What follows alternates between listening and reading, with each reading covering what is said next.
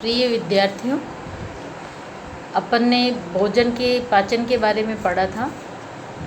अब हम ये पढ़ेंगे कि किस तरह से भोजन का अवशोषण होता है।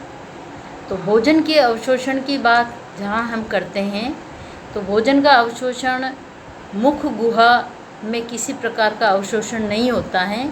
केवल कुछ दवाइयों का अवशोषण जरूर मुख गुहा में होता है।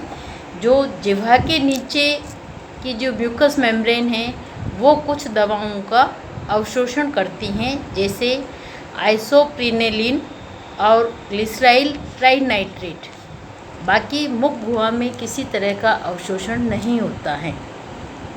इसी प्रकार इसोफेगस में भी किसी प्रकार का अवशोषण भोजन का नहीं होता है।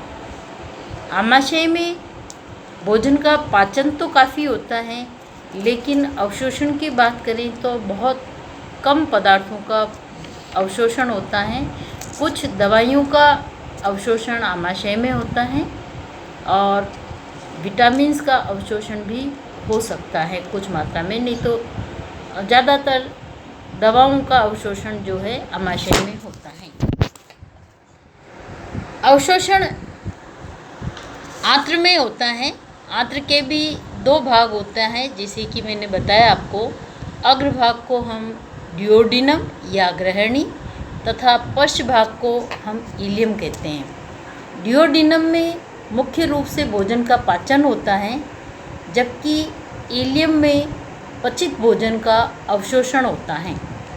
डिओडिनम में जो पचित भोजन होता है, जिसमें proteins, carbohydrates, fatty acids, glycerol etcetera, इन सभी को हम काइल कहते हैं। काइल जैसे ही डिओडिनम में आता है उसका अवशोषण होता है। भोजन के अवशोषण के लिए इलियम की सरफेस पर, इनर सरफेस पर कई सारे विलाइज पाई जाती हैं। इन विलाइज के कारण आंत्र की अवशोषण सतह काफ़ी बढ़ जाती हैं। विलाइज के अतिरिक्त माइक्रोविलाइज भी होती हैं, जो अवशोषण की सतह को और भी अधिक बढ़ा देती हैं। इन विलाइज और माइक्रोविलाइज के कारण आंत्र की सतह एक रोएदार तौलिए के समान दिखाई देती हैं। आंत्र में भोज्य पदार्थों का अवशोषण होता है। ग्लिसरॉल जल में घुलनशील है, इसलिए जल में घुलकर उसका अवशोषण हो जाता है। फैटी एसिड्स का अवशोषण जो है वो सोडियम पंप के द्वारा होता है। कार्बोहाइड्रेट्स का अवशोषण सोडियम पंप के द्वारा भी होता है और पैसिव अवशोषण भी होता है। सोडियम पंप से तात्पर्य एक्टिव ट्रांसपोर्ट के द्वारा कार्बोहाइड्रेट्स का अवशोषण होता है। एक्टिव ट्रांसपोर्टेशन में एटीपी की आवश्यकता होती है और ये एटीपी सोडियम पंप से संबंधित एटीपी के ब्रेकडाउन से प्राप्त होती हैं।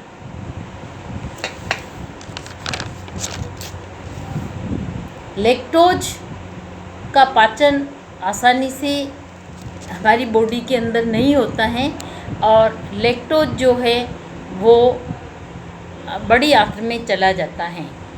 जो डाइसैकेराइड्स जल अपघटित नहीं हो पाए हैं वो भी सीधे बड़ी आंत्र में चले जाते हैं। फैटी एसिड्स का अवशोषण बाइल पिगमेंट्स के साथ मिलने से होता है।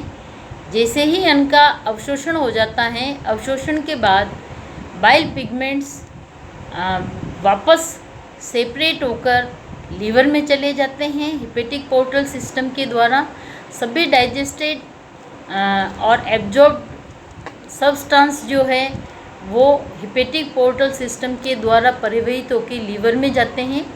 लीवर से बाइल पिगमेंट्स वापस सीक्रेट होने वाले बाइल के साथ मिला दिए जाते हैं। प्रोटीन्स का अवशोषण भी आंत्र में होता है। इस प्रकार अवशोषण के बाद जो अपचित भोज्य पदार्थ होते हैं वो बड़ी आंत्र में चले जाते हैं। बड़ी आंत्र में जाने के बाद लैक्टोज और अन्य डाइसैकेराइड्स जो हैं वो हमारी बॉडी में रहने वाले सहभोजी जो बैक्टीरिया होते हैं उन सहभोजी बैक्टीरिया के भोजन का काम करते हैं। उनका फर्मेंटेशन होता है जिससे प्राप्त एनर्जी से बैक्टीरिया भोजन प्राप्त करते हैं।